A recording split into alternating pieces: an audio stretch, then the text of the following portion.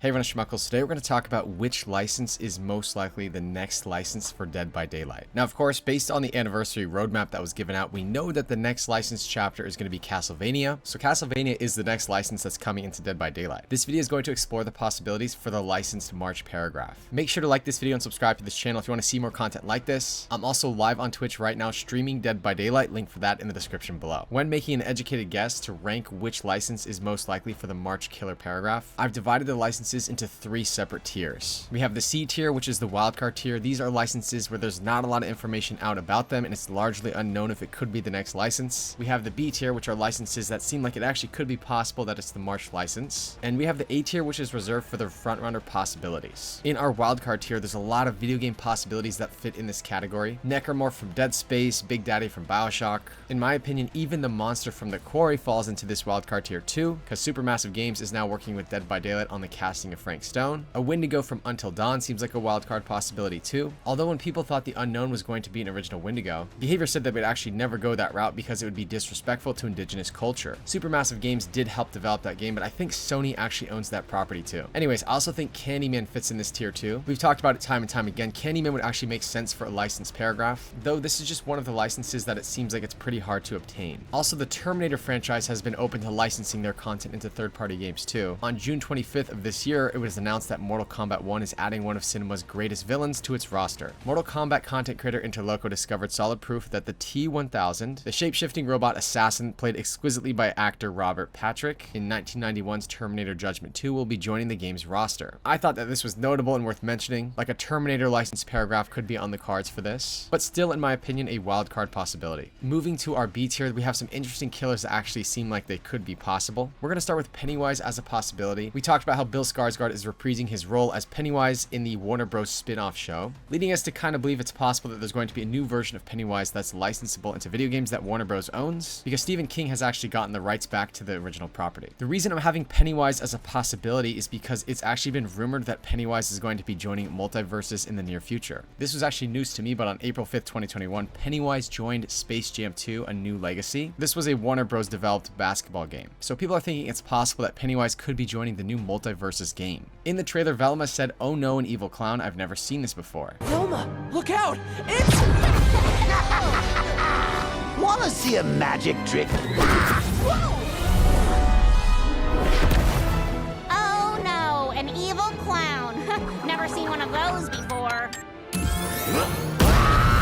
And people were wondering, could this be nodding towards an encounter with a clown like Pennywise? And the main reason people think Pennywise could be joining Multiverses is on July 8th of this year, the developers of Multiverses had a live stream into the verse. Lined up on the background of that couch, they have a bunch of characters. All of these characters are in the game Multiverses, and randomly there's a little Pennywise figure right there. This was noticed by a lot of fans and players of Multiverses. People were like, are the devs actually teasing that Pennywise is going to be joining this game in the near future? So the reason Pennywise is in the B tier for Dead by Daylight March license killer paragraph is because if there's some way to license Pennywise into multiverses, maybe the license holders will have also wanted Pennywise in Dead by Daylight. Another license that people are talking about in the B tier is Art the Clown. It's been a while since Steve Barton had actually asked Behavior to add Art the Clown into Dead by Daylight. Enough time for a deal to manifest, in my opinion. On Wednesday, July 24th, there's a Terrifier 3 new poster and new teaser trailer. The creator of Art the Clown, Damien Leon, posted on Instagram about how there's Art the Clown Funko Pops now available. So clearly the license holders are willing to license this out to third-party companies, and they're definitely trying to promote the IP for the Terrifier 3 movie. Terrifier 3 is releasing in theaters on October 12th, 2024. While horror fans wait for Art's Holly Jolly comeback, you can pre-order Terrifier's Funko Pop collection on Entertainment Earth and Funko websites very soon. Art the Clown makes sense to me as sort of a paragraph killer. People are talking about Five Nights at Freddy's 2. Obviously, Five Nights at Freddy's was licensed into Funko Fusion. Kind of interesting, we can also see that Megan was licensed into this as well. I think just based going off that, there's a lot of Blumhouse and Universal properties that also fit in this B tier. James Wan did say this about Megan in Dead by Daylight some time ago. So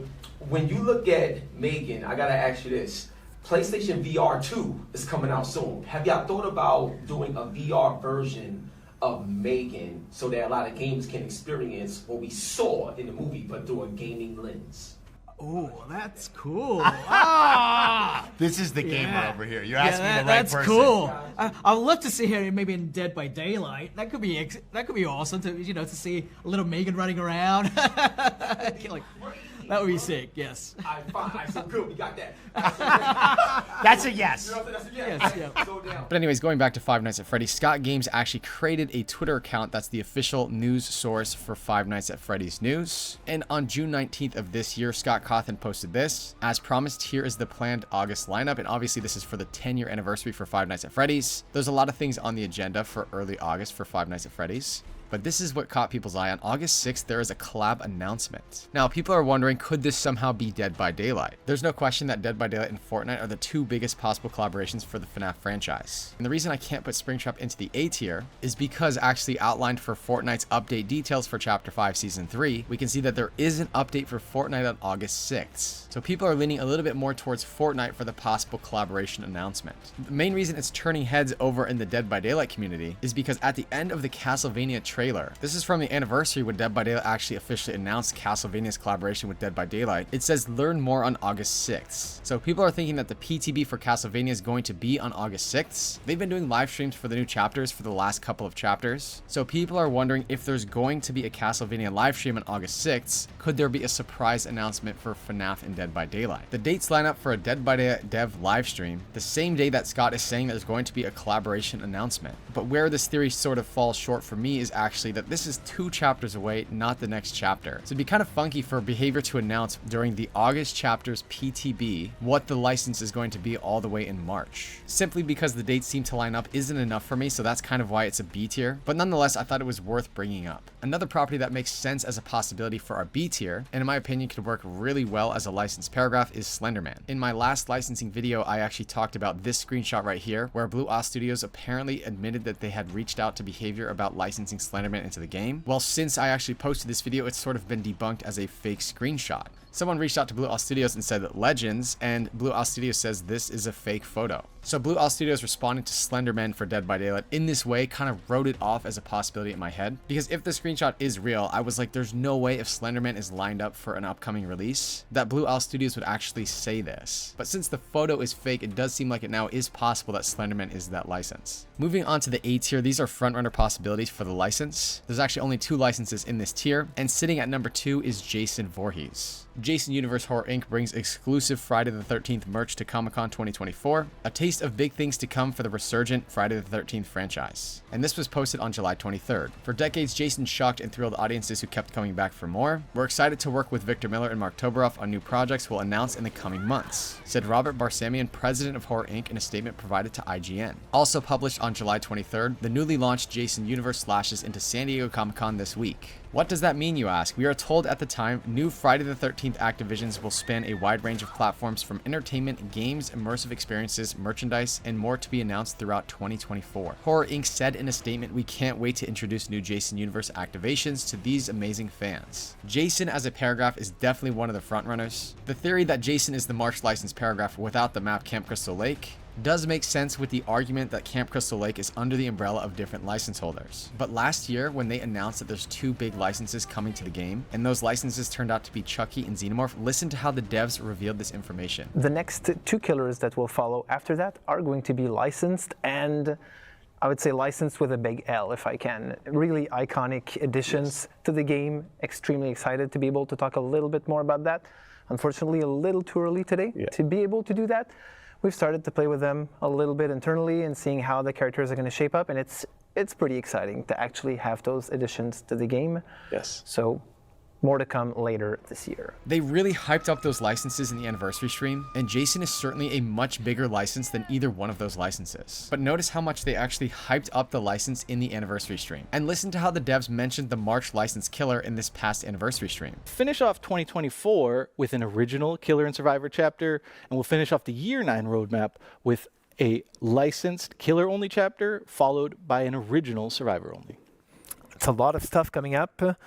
Moving a bit away from our content roadmap. If Jason Voorhees was the March license, I really think the devs would have hyped it up much more. Maybe people will be able to figure out via elimination, but the bottom line is Jason is a bigger license than Chucky and Xenomorph, and they didn't really emphasize that it's going to be a big license for the March license chapter. Like, I think if they could excite the players in that way, they would be happy to do that, just as they did with Chucky and Xenomorph. You could argue that there was already a lot revealed, and maybe they don't want anything to be leaked, and maybe they wanted people to focus on the Castlevania license they revealed the teaser that day. None none of this information is absolute, but I just think they would handle it differently in the anniversary stream if Jason was the March license. So that means that our number one option for the March license, based on all the information that we have, and based on how approximately big the license is going to be, in my opinion, has got to be Predator. I mean, let's talk about Predator for a second. Predator is owned by 20th Century Studios. Obviously, the Xenomorph is in Dead by Daylight. Recently, there was a Disney breach, and there's a new skin coming in for Xenomorph based off of Prometheus. This is a new skin that's not yet in the game, but it's actually leaked as a cosmetic for Xenomorph in the near future.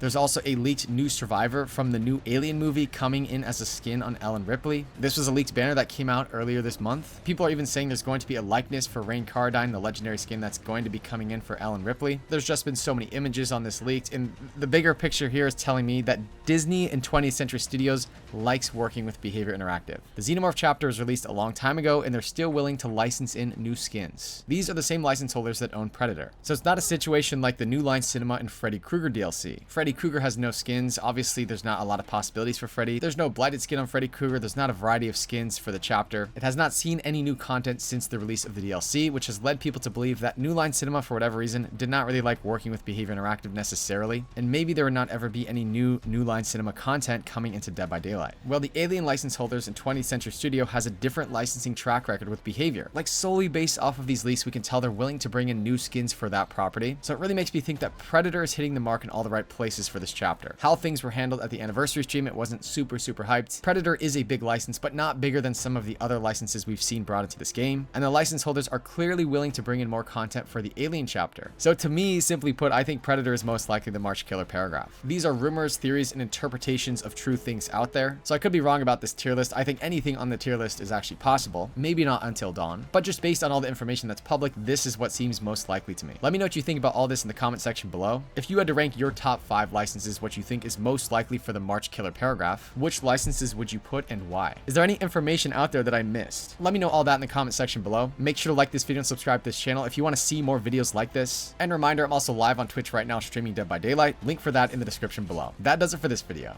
Goodbye.